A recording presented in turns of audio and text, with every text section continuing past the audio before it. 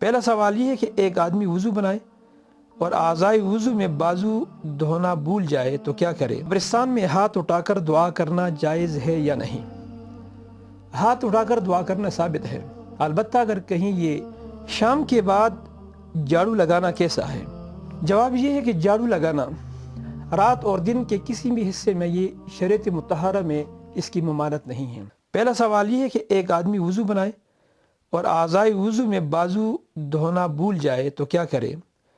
سرے سے وضو بنا لے یا صرف بازو دھو لے؟ کیا حکم ہے؟ وضو میں جن اعضاء کا دھونا فرض ہے، اگر ان اعضاء میں سے کوئی عضو رہ جائے اور اسی طرح اگر کسی عضو کا کوئی حصہ خشک رہ جائے تو وضو نہیں ہوگا۔ البتہ اگر کسی نے وضو بنا لیا اور اس کے بعد اس کو یہ پتہ چلا کہ فلاں عضو کو میں نے نہیں دھویا یا کسی عضو کا کوئی حصہ خشک رہ گیا ہے، ایسے صورت میں اس کے لیے دوبارہ وضو کرنے کی ضرورت نہیں ہے، بلکہ اسی عضو کو دھو لے۔ قبرستان میں ہاتھ اٹھا کر دعا کرنا جائز ہے یا نہیں؟ ہاتھ اٹھا کر دعا کرنا ثابت ہے، البتہ اگر کہیں یہ شبہ ہو کہ لوگ سمجھیں گے کہ یہ میت سے مانگ رہا ہے تو ایسی صورت میں وہاں پر ہاتھ اٹھائے بغیر دعا کرنا بہتر ہے۔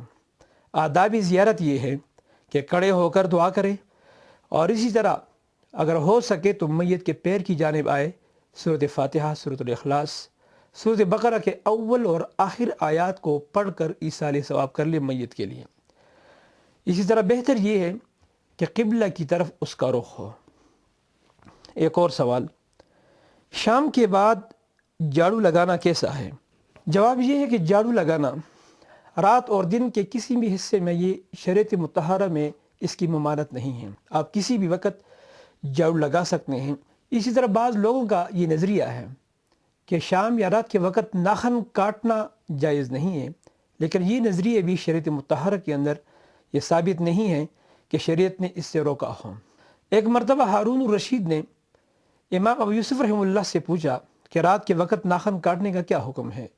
امام ابو یوسف رحمہ اللہ نے جواب دیا کہ رات کے وقت بھی ناخن کاٹنا چاہیے، صبح کا انتظار نہ کریں۔